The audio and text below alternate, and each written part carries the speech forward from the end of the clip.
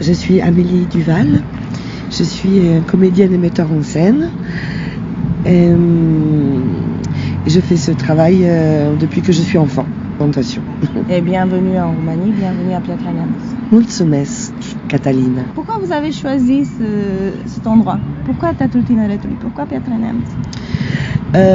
Parce que Matei Vișniec est dans ma vie d'artiste depuis que j'ai 15 ans et que je suis amoureuse de son écriture.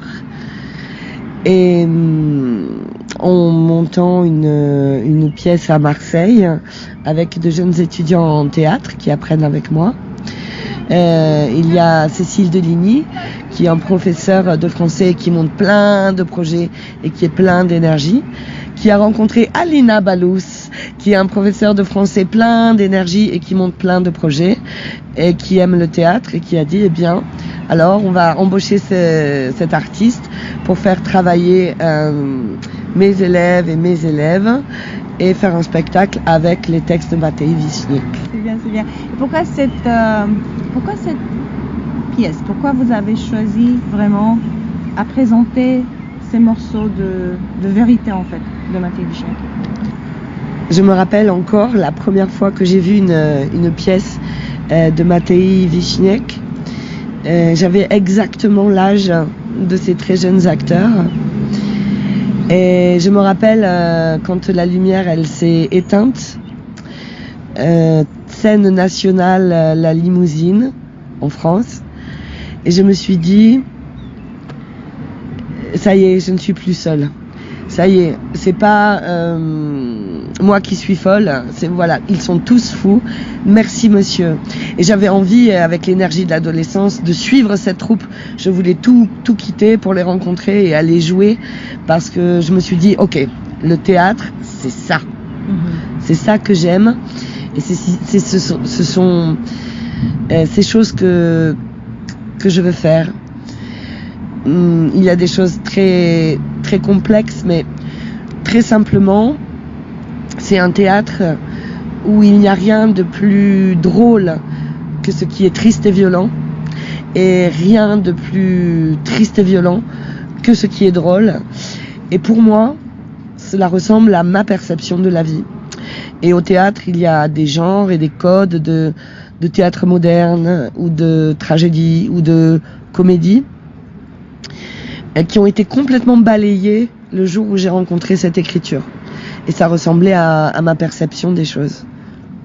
La thème du cercle, ça m'a plu. Oui. Vraiment, parce que pourquoi? On vit ça. Moi, je vois qu'on devient ça, on s'enferme, on ne permet plus, ni l'amour ne rentre plus. C'est dans le texte. Oui, mais ça, maintenant, c'est la vie. Et la question, je pense, c'est est-ce qu'on va sortir du cercle? Le message, c'est que le cercle, il a un pouvoir s'il est invisible. Et à partir du moment où on le rend visible, c'est comme si on l'avait rompu. Pour ces jeunes, je pense, c'est ça. Voilà, et pour toi et pour moi, et pour nous tous. Ouais. De se rendre compte qu'on vit séparés, que nos familles, elles sont séparées, elles sont devant la télé, séparées par la télé, elles sont séparées de leurs amis, et que c'est bien d'aller toquer chez les voisins et de dire viens, j'ai fait du poulet, de cesser de vivre séparés. Ouais. Et vous allez où après ça, après Piatra Neamț? Cette production européenne, oui, ce sont des fonds européens que Madame Balus et Madame Deligny ont levés pour financer tout cet art. Nous allons jouer à un festival international jésuite de lycéens qui aura lieu cette année à Reims, dans le nord de la France. Et puis ensuite, on amène les acteurs roumains chez nous, dans le sud, à Marseille. Et puis en Roumanie, vous allez ailleurs ou seulement ici? Pour la Roumanie, on prend l'avion demain. Vraiment, hein? Et donc, où est-ce qu'on peut vous retrouver après ça? En France, ma compagnie s'appelle la compagnie Hélas, et l'école française et l'école de Provence et le festival dans lequel nous allons jouer et le festival de théâtre jésuite. Donc le projet c'est un projet Erasmus, voilà. Da.